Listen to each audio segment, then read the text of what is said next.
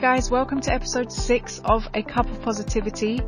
This week I interviewed Caitlin Bedford, also known on Instagram as the Compatibility Coach. Caitlin not only focuses on giving relationship advice, but she also places real high importance on self-love. She makes sure that whether you are single or in a relationship, that you remember to take time to work on yourself. This is essential in order to be in a good place to then give to someone else. I was able to pick her brains and ask her some questions for both couples and singles, especially now with dating during a pandemic, and I can't wait for you to hear it. I hope you enjoy listening, and as always, please don't forget to share the love if you do, and thank you for your time, and I'll see you soon.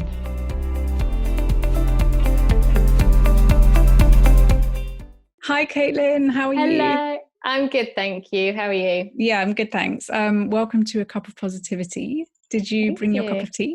I did. I've got my tea. What are they, doggies?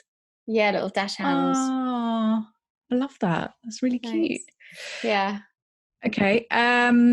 So I'm actually really excited to have you. I feel like I have a million questions. Oh, thank you. Some people have sent some in, some are mine. So there's a whole range of different questions that people have been asking. But let's start with just you introducing yourself, and then we'll go from there. Sure. So, well, I'm Caitlin, as you've said. I am called the Compatibility Coach on Instagram. So I am a relationship and love coach, really. And I tend to work with amazing women who have it all together, have the Instagram lifestyle, bossing it at work. Yet when it comes to love, they're a bit like, what the fuck? Am I allowed to swear? Yeah, don't worry. That's fine. Just be yourself. Yeah.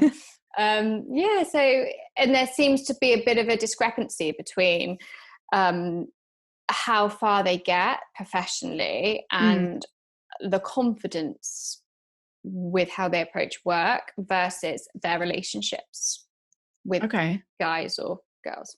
So is it mostly women that you work with? Yeah, it tends to be. I don't know if that's just who I attract. But yeah, it does. I'd say the coaching space, unless it's about a career or a job, tends to be a lot more female focused. Yeah. So what kind of services would you offer?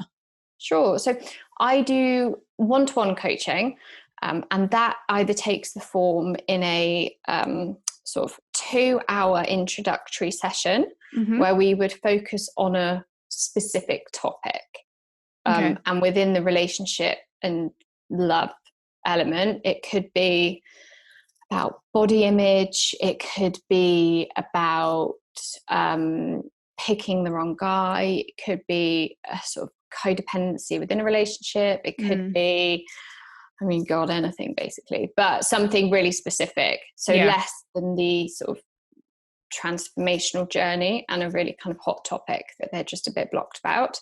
And then I've also got, which most people tend to go with, is a kind of 3-month program, which involves a number of sessions via Zoom, or if they're in London, face-to-face before COVID. And that focuses on a bit more of a transformational journey. And throughout that, we'll look at your relationship with yourself, because it always starts with you. What's happened to you in the past, how you've become the person you are, and who you want to be going forward. Okay. So is that for single women or? No, not necessarily. So I do get so many questions about whether you have to be single to have coaching or do the work. There seems to be a bit of a, to work on myself, I need to be single. I need to have this space and do this. I've got to focus on me. Whereas actually, a lot of the time, if you're in a relationship and you're happy in a relationship, it shines a light on other areas of your life that you're not so content with, because you want to be kind of generally happy. So if you're in a great relationship, but you can't be naked in front of your partner, that's not to do with them. That's to do with you and your confidence. Okay. So So you're working with the individual, even if they are part of a couple? Yeah, definitely. Yes. That's really interesting. I didn't even think of it like that. Yeah, because it's all about you. It's, you know, it's your journey. It's you. It's yeah. Okay. Everybody always wants to know how to fix something external. Yeah. But the truth is, nothing needs to be fixed. You're not broken, but you need to change something about your relationship with yourself in order to move forward. Interesting. So, I mean, let's start with single people. Yes. How do you date right now with all this lockdown situation? Like, for someone who has like no contacts or nothing happened before lockdown that they can tap into, just completely fresh. Like, I have no idea how people are doing this. Oh my God, I've heard so many different stories. I guess my clients tend to divide into two. You've got the women who have been dating during lockdown, just virtually. Yeah. And they're like raring to go. They just want to, go out and do X, Y, and Z because they've been trapped in a house on their own for so long. Get rid of the cobwebs. Yeah. Yes. So they are now obviously going from virtual to meeting. And I think a lot of people are doing slightly more old-fashioned dates, such as picnics outside. They're kind of doing like activities and things like that. It's obviously only been since Saturday where you can actually go and sit in a pub. And then on the other hand, a lot of people have been really, really nervous to actually date post-COVID. And it's obviously all the fear around getting it. But also, I think if you've been sort of on your own and a bit isolated, you've almost lost that element of natural interaction. So things seem like so much more of a big deal. Dating can be nerve-wracking anyway. So when you add in the fact that, you might not have spoken to loads of people for sort of 3 months, you haven't really seen anybody, and there's a, pandemic flying about, then it's an incredibly, nerve-wracking situation. Those women, I say, take it slowly. Remember your boundaries. Remember what you're comfortable with and what you're not. Speak to the person that you are dating or perhaps going on a date with. And go slowly. Plan. It's actually all going to be about planning. If you don't want to go on public transport or you're nervous in that element, go somewhere where you can walk or cycle or drive. Go somewhere where there's going to be loads of outdoor space. Go to a park. Again, have an old-fashioned picnic. Just plan it and go into things a little bit more mindfully. And then where do you start in terms of a first date? Like, what do you look for on a first date, or what do you ask on a first date? I have friends that have like this questionnaire in their mind and they need to tick all these boxes, but I'm a bit more relaxed than that. But maybe a bit too relaxed. So I'm wondering, like, where do you start? How do you begin? I love the mental tick list that people have got going on. And I'm going to do a video actually about this tomorrow. Okay. But I think that you need to have your kind of 5 non-negotiables. Okay. About what you would be happy with in a relationship. And those 5 non-negotiables are always going to correlate to your values as a person. It's less about the list of they've got to be 6'3" with brown hair, drive a BMW, earn over 100k a year, blah blah blah. Confident but not too confident. Funny but not too funny. It's less about that and getting down to the core of what your boundaries are and what you actually want. And I would hold that in your mind when you're going on a date with somebody. So it's less about the questions and more about knowing what you're looking for and what you're comfortable with. Because he can be the best guy in the world, but if you fundamentally want to be in a relationship and he's still in his shagging around phase, then it's probably not going to work. Yeah. And then, like, how do you spot red flags? Like obviously there's certain things for me that have happened. For example, a partner being unfaithful.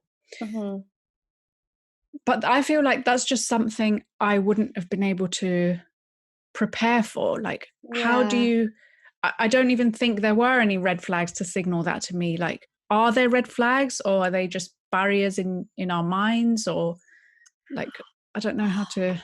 It's such an interesting question. I think there are the pretty obvious red flags that everybody jokes about. You know, he doesn't do what he says he's going to do. He calls all his exes psycho. Oh yeah, that's a big one. Yeah. He, you know, sends you unsolicited dick pics. He, you know, there's a great one the other day that somebody sent me of this guy topless in a mirror, saying that he was really shy. Okay. You know, there are the kind of really glaringly obvious ones where their behavior doesn't match what they're saying. But I think that it's an instinct thing. Okay. I think that as women, we've got very used to not quite trusting that instinct and wanting to be loved and wanting to love, that you're like, oh, okay, I'm just going to ignore it and see what happens. Yeah. And it's that little niggle, the niggle I call it. And whereas, not to stereotype, but men tend to be a lot better on, right, it's 4 months in, I don't really think it's working. I'm not sure she's the one, or I'm going to end it. Whereas women are like, oh no, it might be, let me just see. Yeah. I think I'm guilty of doing that, actually, now that you've said it. And I think also is, if I get an initial spark, which essentially could be lust, I then go with that. And I ignore, like you say, those other bigger things like values and, you know. Yeah, there's always like a sort of weird tension between like your brain, your heart, and like your lady parts. Yeah. Yeah. And what you really want is all three to match up. Oh, it's a difficult one. I don't know how to do these things. And then where, like, people that I know, there's a lot of people that are using dating apps, but I have a handful of friends that are really like anti-apps. What would you recommend for those people that just like to meet people outside, or even just friends of friends? Like, I feel like this just doesn't happen now. Yeah, it is. I do think it's a lot trickier now. You know, on one hand, Tinder is not Tinder, but, you know, like the Hinge and Bumble and everything. The slightly better apps are great because you can meet so many people you never would. You do lose that kind of connection, and it does become a bit mechanical. So my advice would be, first of all, you have to say that you want to meet somebody, which can be quite scary. Yeah. But you have to tell friends that you do want to meet somebody. Ask them if they've got people they can set you up. Ask your colleagues. Do things that you're interested in. Yeah. So if it's the theatre, if it's, you know, going to art galleries, had mind blank then. I was going to say sit in pubs, which tends to be my interest. You know, do those things and do them openly. And when you're there, don't like be on the sort of constant lookout, but be open to chatting to people, to meeting people, and be perhaps a bit braver than you necessarily would. You know, if you walk around with blinkers on and you're not going on the apps and you're not putting yourself out in any way, it is harder to meet people. Yeah, for sure. And I saw on your IGTV you did a video recently about ghosting. Is this something that's like happening a lot now? It happens, I mean, from, you know, when people are like 16 to my mum's age. Yeah. Who's, you know, God. like late 50s. Yeah. Men still do it. And it's not just men, actually, to be fair, it's everybody. I'm trying to think if I have ever ghosted somebody, but, you know, it's, I think it gets, and one, you know, you think it would be harder with the fact that there are like 10,000 ways to communicate with somebody and stalk somebody, but actually the fact that you have no accountability to that person because it is behind a screen and it is all sort of swipe left, swipe right, move on to the next person, let's see what's out there. You kind of lose that little bit of okay, I need to tell this person that I don't want to see them or it's not working out. But ghosting, like someone you've just been talking to for a bit on an app, or someone you've been regularly going on dates with, or maybe after they've slept with you, like what is happening? Okay. They say there's like 3 stages, 3 like waves. Wave 1 is when you've just been talking to somebody. Wave 2 is when you have met them, and wave 3 is when you have slept with them. But yeah, it happens at all 3 levels. And they just literally disappear. That's crazy. And I think there are a few reasons why. 1, as I said, they're not accountable. 2, people don't like confrontation. 3, people think it's actually less harsh, so they think it's kinder to not say that it's not going to work out. I'm not sure how I feel about that. No, I think it's a bit of a weird one. Yeah. 4 is quite a big one. People like to keep their options open. And if you say to somebody, do you know what, I'm really, this isn't for me, I don't think it's right between us, you can't really creep back 6 months later. Oh, I see what you're saying. Okay. But that's not really fair though. No, it's not nice. But then at the same time, if I was seeing someone and then they ghosted and 6 months later they came back, I still wouldn't, I would just be like, well, you've been disappeared for the last 6 months. I know, but you'd be curious about why. I don't know. That's interesting. Yeah, it is. It's so interesting, isn't it? And I think people who have sort of a really strong sense of, what did you just do? That is so awful. You're an awful person. I don't want to be with you. Like, ghosting is closure for them. But I think with a lot of people, it's that, what did I do wrong? Yeah. Oh, what's happened? Are they okay? Should I text them? What, you know, you question everything you've done. Far more so than if you would if somebody said, look, I just think we're in different places right now and it's not going to work with us. Or do you know what? My ex is back on the scene. Yeah, exactly. So it leaves that question mark. I just think it's really harsh. Yeah, it is. Yeah. It's not a nice way to be. And I think that once you've experienced it yourself, you would hopefully not do it to somebody else. But then also, I do think that it's quite hard. I mean, I went on a few dates with a guy a few years ago now, and it just wasn't right. And I remember just feeling so awful telling him that. But I wouldn't have been able to ghost. Like, I just think that's really rude. So I don't even know, like, what's the best way to approach it? Like, should you just be brutally honest or just say, you know, just make something up? I think be kind. Yeah. I don't think you should go in and be like, I really don't like you. You're really shit in bed. Sorry, you're not going to work. I think it's more of a sense of be honest to the extent that it's kind. Yeah. Okay. And how do you feel about casual relationships? Do you think they can work, or are we just doomed to is it doomed to get complicated at some point and then just end miserably?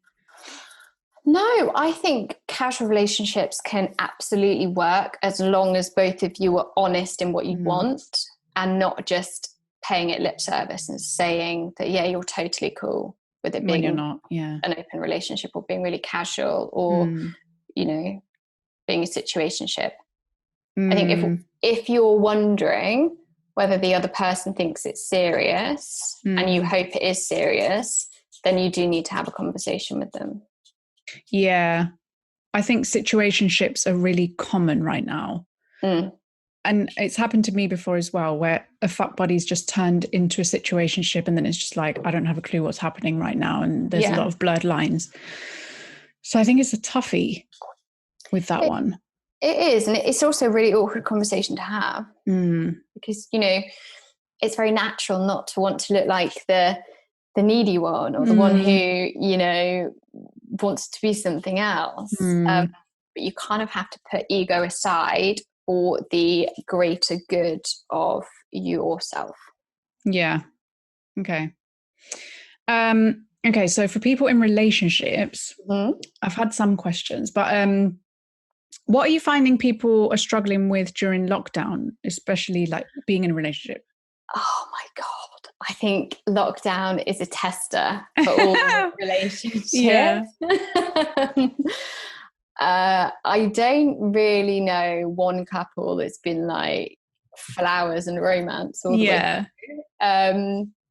Biggest tests are lack of space. And physically, I mean, I'm in a 1-bedroom flat where we're living, working, eating, sleeping. Oh God, yeah. Playing with a puppy in. So lack of space and lack of being able to miss the other person. Yeah. But then, did you live with each other before? Yeah. Yes, we did. Well, I suppose when you say miss, so like going to work. Yeah. It's literally the little things, if you're both at work and you both come home, you have your own space, you don't see each other, and you catch up on your day. I've had some people say that it's almost harder because they don't have as much to say. So you just end up sitting there watching TV. Yeah. Because you're talking to them all day. In some ways it's absolutely amazing because you get to see them. Yeah. But, again, it goes back to the boundaries of what's healthy, what's not. I don't know if it is healthy to spend 24/7 with somebody. No, I don't think so. No, I mean, at least being able to be in a separate room, which a lot of people can't be. So, I think space, not being able to miss somebody, it getting a bit mundane because you can't go out on date night. You can't have that element of, oh, what should we do now? Oh, okay, let's sit and watch TV for like the 10th time in a row. So I always suggest make sure you take yourself out during the day, go on walks, spend some time on your own. Make sure you're still making time for yourself, go and journal, go and exercise. Even if you get out of the house to call a friend, just create that space between you. Make sure you have no phone night or no screen night if you can. Okay. Because it becomes very easy to sit there. Sorry, my puppy's making a bit of a racket. Come here. Becomes very easy to like sit there with a screen here, a screen in front of you, there's a TV, and not talk to each other. So, cook a meal together, play a card game, do whatever it is. Try and have date night. Get dressed up. Yeah, you can still get dressed up and put a bit of effort into it, even if you're not going anywhere. And I think you've just hit the nail on the head. It's the lack of effort. A common complaint is one person saying, we're not spending any quality time together. And the other person is saying, what are you talking about? We're together 24/7. Yeah. It's time with intention. So it's the time you carve out to be fun and be together. Yeah. And what advice do you have for people that are in long distance relationships? I mean, I know now it's even harder because you can barely travel, but just generally. Again, I would say keep up the communication and keep the communication meaningful. Mm-hmm. So yes, you can't physically go and see them, but create a virtual date night. Go back to being a bit old-fashioned. Send them a postcard, write them a letter. Oh, that's so cute. Yeah. Do little things like that to make sure that you can sort of show the effort that you couldn't necessarily put in sort of face-to-face at the moment. Mm-hmm. So, I love that. Yeah, and a good thing to do is, if you are in a relationship, go look at what your love language is. Mm-hmm. So I think it's Gary Chapman said there are 5 love languages: physical touch, quality time, words of affirmation, gifts, and acts of service. Mm-hmm. And whatever your love language is means it's the thing you value the most and how you feel loved. Yeah. So that is still important if it's long distance. So if, my love language is words of affirmation, if I was in a long distance relationship, receiving those lovely texts or phone calls or letters or whatever is going to make me feel very, very highly valued. Yeah. Mm-hmm. When you would normally be able to get that face to face. Yeah. Yeah, that is one of the things I was going to ask you as well, is about the love languages thing. So where can people find that information? Is it a book? Yes, it's a book, but you can also do an online quiz. Okay. I would highly recommend reading the book because it sheds so much light on relationships. Yeah. How many times do people fall out of love? And it's because a lot of the time you don't feel loved yourself. Right. So if you can make sure you're communicating with somebody in the way they feel loved, got a much better shot at kind of going the distance with your relationship. Yeah. Because if you're saying, what did you say your love language was? My love language is words of affirmation. So if your partner's was something else, they might think they're doing amazingly well because they're doing what they value. But actually, that's not one of your priorities. 100%. So if we take mine as words of affirmation, and let's say yours was acts of service, you would be showing me you love me by taking out the bins. Yeah. I don't care about that.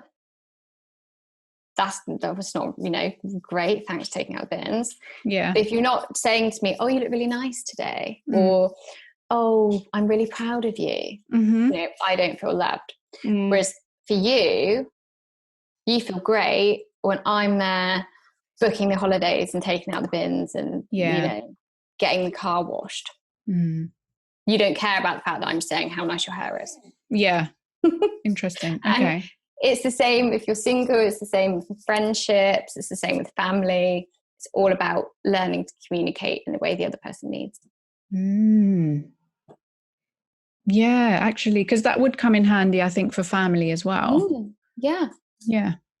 I might, if you have a link, I might add that to the episode. Yeah, so that definitely. Yeah, I can send that after. I can put a link in my Instagram as well. I'll pop that. Yeah, cool. And then one of the questions I had was, what makes two people compatible? So should we be focusing on material compatibility or spiritual compatibility? And this person was referring to material compatibility as shared interests, hobbies, likes, etc. Yeah. And spiritual compatibility is more in terms of values, morals, that kind of stuff. That's a really interesting question. And it's always going to come down to what's important to you. Right. So you have to think about the life you want to build, and that other person has to want to build it with you. So my kind of core values are love, security, and prosperity. So it's really important for me that I feel safe and secure with my partner, sort of financially and emotionally, and I trust him. So I'm not going to be with somebody who doesn't give me that. Yeah. Whether that's materially or spiritually. And likewise, if one of your key sort of, one of the things you absolutely need is somebody who's sporty and adventurous, and that's a non-negotiable for you, because that's the life you want to have, you want to be out every weekend, you want to go on adventure holidays, then that's going to be the key thing. So compatibility is, again, it goes back to those kind of 5 things you absolutely need in a relationship, and they're always going to be a bit of a mixture. Yeah. And when you mentioned earlier about the non-negotiables, you said to have 5 non-negotiables. Like, what kind of non-negotiables? So it can be things like they have to be family orientated. Okay. If family is really important to you, if you want kids and it's a deal breaker, then you need to pick somebody who also wants the same thing. Yeah. If it's really important that they are confident and that they know who they are, and they have that kind of core strength, then you need to pick somebody like that, because it's reflecting on what you want from the relationship. If you want somebody who is really ambitious because you're already ambitious and you want a certain lifestyle, and that's a massive priority for you, then that's going to take kind of preference over, say, you want to be with somebody who's really spiritual, perhaps. Okay. Yeah. So it is just super important that you 100% know yourself. Yeah, it always comes back to you. Yeah. And I think we look to other people to give us something additional we don't have, and we forget that you have to kind of be everything for yourself before you can, look for it in somebody else. It's that most annoying phrase that, you need to be happy on your own. Yeah. Because I almost feel like I would have changed, like my desires have changed over time. Yeah, definitely. So yeah, I feel like I would actually have to sit down and think about what do I really want, or what is super important to me. Yeah. And of course you do. Like, what you want when you're 20 is completely different to what you want when you're 35. And, what you want when you're 35 is so different to what you want when you're 50. Yeah. You do always keep growing, but those sort of core things like fidelity or trust or emotional support, they tend to be a theme. Yeah. That do stay with you. But then is that something that you would just straight out ask someone, or you would just get to know about the person? Because I feel like someone could just easily say, yeah, fidelity is really important to me, and then 2 years down the line, sleep with someone else. So yeah. I mean, asking the question doesn't hurt, but I wouldn't go in a first date and sort of what are your 5 core values? Use me. Yeah. Or even said hello, do you reach this and this criteria? I tend to go with somebody's actions, not their words. Yeah. Okay. So, it's heartbreaking if 2 years down the line they do go and sleep with somebody else. But at least it's 2 years down the line and not 20. Yeah. Whew. It's a lot. Yeah. And then what advice would you give to someone going through a breakup right now? Oh, it's awful, isn't it? Key advice: time is going to be your biggest healer. Keep remembering you, your worth. Go and write a list of things that bring you joy, that you felt before the relationship, and start doing that. Start writing down your feelings, I think, And number one, be kind to yourself. Yeah. And don't listen to people like, why aren't you over it yet? Oh God, awful. Do people say that? I think it's like, oh, you'll just move on. You'll be fine. Yeah. Are you one to advise for like to cut off completely from someone after a breakup? Yes. Nobody wants to do it. And it's quite frightening because it feels so final. But whether you have been the person who's been broken up with or you break up with that person, it's kinder in the long run to cut off the contact, because you need to shut the door for a little bit to get some sort of closure.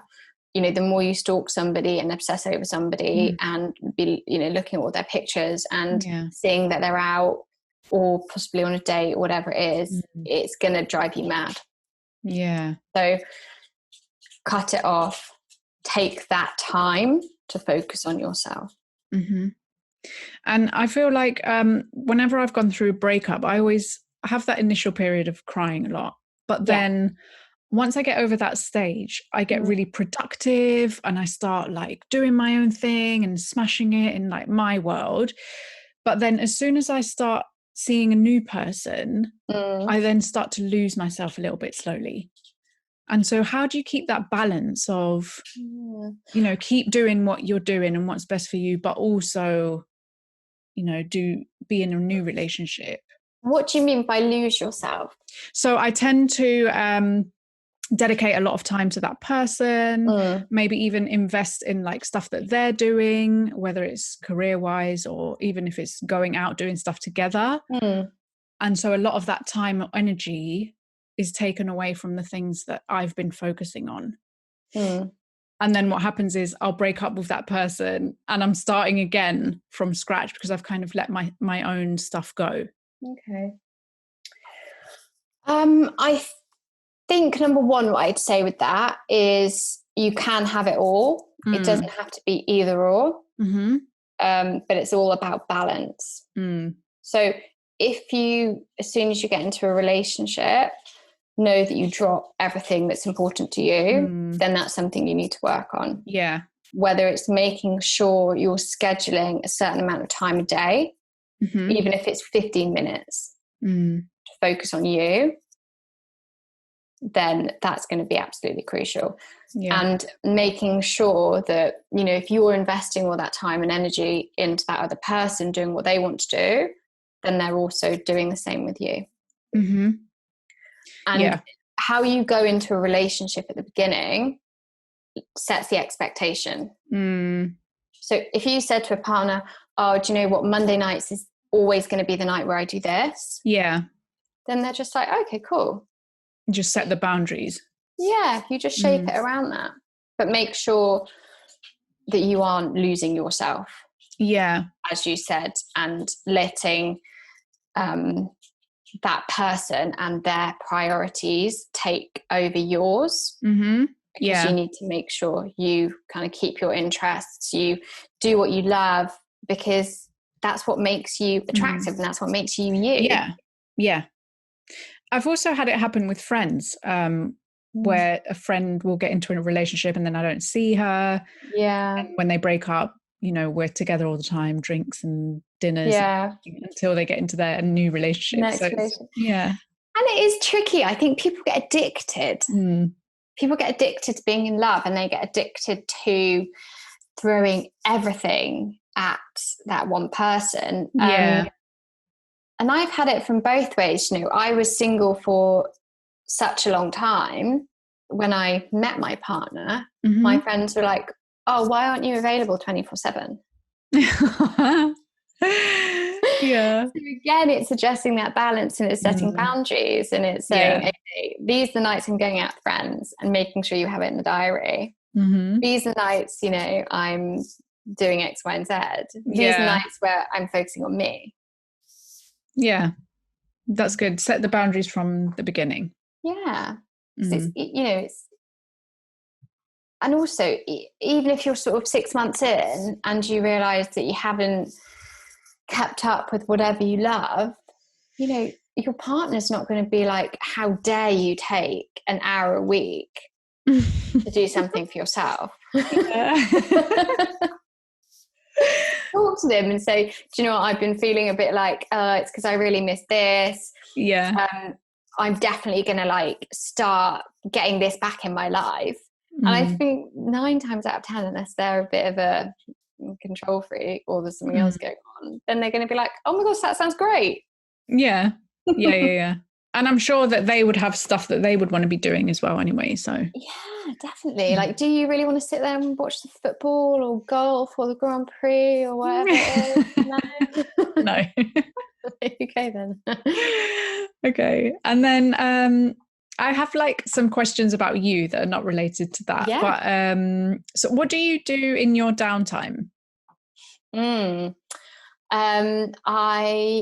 I was about to say I love exercising. I go through stages with exercising, I'd say. Yeah, me too. I do like being active, and I love being out and about and outside and going on walks. Okay. Obviously I've got my little dachshund at the moment. Aww. Do you want me to get him up? Sure. Come here. This is Frankie. Oh, Frankie. He's 6 months old, so I've been playing with him so much. Yeah. And actually it's perfect. It's like complete mindfulness because you're just in that moment. Love going away if I can. It's a big thing. And do a lot of journaling in the mornings and kind of set myself up for the day like that. And yeah, just chilling. People always get really awkward and they're like, oh, what are your hobbies? And it's like, oh God.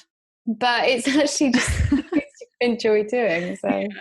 So what would be your favorite holiday destination? Bali. Oh, I still have that on my list. I know. It's my happy place. I had a retreat.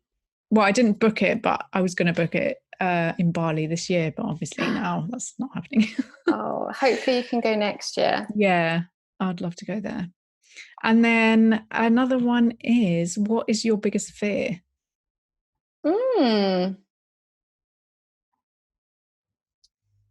Regretting not even trying. Oh, that's a good one. That's a really good one. I think that's even with relationships, that's a good one. Yeah. Like, just go for it and see what happens.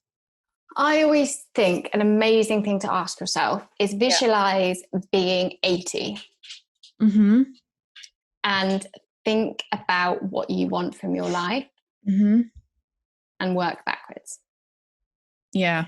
So how do you want to feel when you get to 80? What don't you want to regret? What is the life you want to build yourself? Yeah. And I can imagine that when most people do get to that age, the regret they have is the stuff they haven't done too much or just try. Yeah. That is really good advice. And then the last thing I always finish on is my top three. So it's just 3 questions that are top 3. So top 3 romantic movies. Ooh, Dirty Dancing. Yes. Don't know where that awesome. One came from. No, but that's a classic. What else is there? Okay, I don't know if it's romantic, but I love Mamma Mia. I like Mamma Mia, yeah. Because it's not romantic, but it's all about love, isn't it? Yeah. And oh my God, what's it called? That one with Sandra Bullock in it.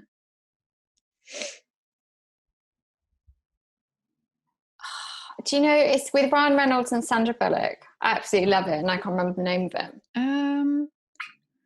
She's his boss. Ryan Reynolds and Sandra Bullock. Oh, I think I know. I think I know which one you're talking about. Isn't it that they're getting a divorce or something? Hang on, let me Google it. Sorry, this is definitely room for quick fire questions, isn't it? No, it's fine. It just always, I watch it like every year with my mum, and I can't believe I don't remember the name. The one that I watch every year is The Proposal. Yeah, that's the one. Okay. Yeah, I saw that once ages ago.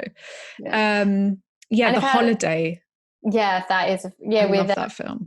Cameron Diaz. Yeah. And of course, you've got to have The Notebook in there as well. Yeah, The Notebook every time. A real tearjerker. Yeah, it gets me every time. Top 3 date night activities or locations? Love a good steak and red wine night. Oh, yeah. Yeah. Pizza making we've got really into. Oh. In lockdown, as obviously we haven't been able to go out. So we've been doing like pizza and cocktail nights. Oh, lovely. Yeah. So you just make your own pizza. You can buy the dough or make the dough or do whatever you want, and pick a cocktail of choice and make that. That sounds actually quite romantic. I don't know why. I got this image in my head of Ghost when they do the pottery. Oh God, it's not like that. It's definitely not at that stage. Just with pizza instead. Oh, like sort of throw mozzarella at them. Yeah. No, it's more like putting on like cheesy music and like dancing out, fun. Like drinking way too many espresso martinis. Yeah. Sounds good. And then third romantic date night. No, you didn't even say romantic, did you? You just said date night. No, just top 3 date night. Love a good sea view on holiday. Oh, yeah. With like a nice glass of rosé. That sounds amazing right now. Yeah. You know, and you've got the kind of like sea breeze sort of ruffling your hair, and you can look out and be like, oh. Yeah. That's nice. That's where I want to be right now. And then top 3 tips for a successful relationship. Listen. And learn to listen for listening's sake, not to listen to respond and win the argument. Fun. Keep having fun. You've got to, life is very long. You've got to find ways to have fun with each other. Yeah. And I would say kindness is often underrated, but treat that person as you would like to be treated. Make sure they feel happy and secure, and you do nice things for them. And when you argue, you try and argue with a bit of kindness rather than just go all in, which is very difficult. Yeah, I'd say I think people make relationships more complicated than they are at their fundamentals. Yeah. I just realized I missed out one of the questions that someone sent me is especially now with lockdown, is people that have kids, how can they, they don't really have time together on their own, and they want to like spice things up. Like, what can you do right now? Put your kids in front of the TV and sneak into the bathroom.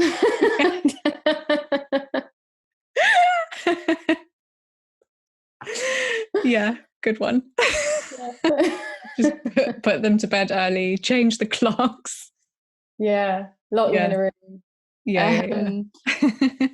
Yeah, that is a really difficult one, but grab those moments where you can. Yeah. And, try and spice things up a bit. Wear some lipstick, wear nice underwear, do whatever's going to make you feel good. Yeah, be spontaneous. Yeah. Do you find that a lot of couples, regardless of children, do reach a stage where they need to try new things, spice things up, and that fear of monotony within a long-term relationship? Yeah, I don't know if it's monotony. I think people get very comfortable. And I think when you're at the beginning of a relationship, it's all so exciting, and it's, that novelty, and you want to tear each other's clothes off. And I think there comes a point where other things become your priority because you know that element's always there. Yeah. So I think it is really important. You don't force it. You know, don't like, oh, right, it's Wednesday night. God. Sex night. But, you know, again, it goes back to keep having fun. Yeah. There's got to be an element of lightness in a relationship. And, you know, there has to be, if you have got kids or you've got really busy lives, or, you know, you are finding it difficult to kind of get that quality intimate time together, then yeah, make it a priority. Yeah. Okay. Well, thank you so much. It's been amazing. Lovely speaking to you. You too. I feel like I've learned loads. I'm going to go and write down my 5 core values. But thank you so much. And I look forward to seeing what you've got coming up on your Instagram. Actually, how can people connect with you following the podcast? Definitely. So my website's being redone at the moment, but hopefully that should be back up and running within a couple of weeks. But Instagram is probably the quickest way at the moment to get hold of me. So just drop me a note and I'll always get back to you. Probably with a voice note. I'm a big fan of voice notes rather than writing things out. Okay. Awesome. Well, thank you so much. All right, then. I'll see you soon. See you soon. Bye. Bye.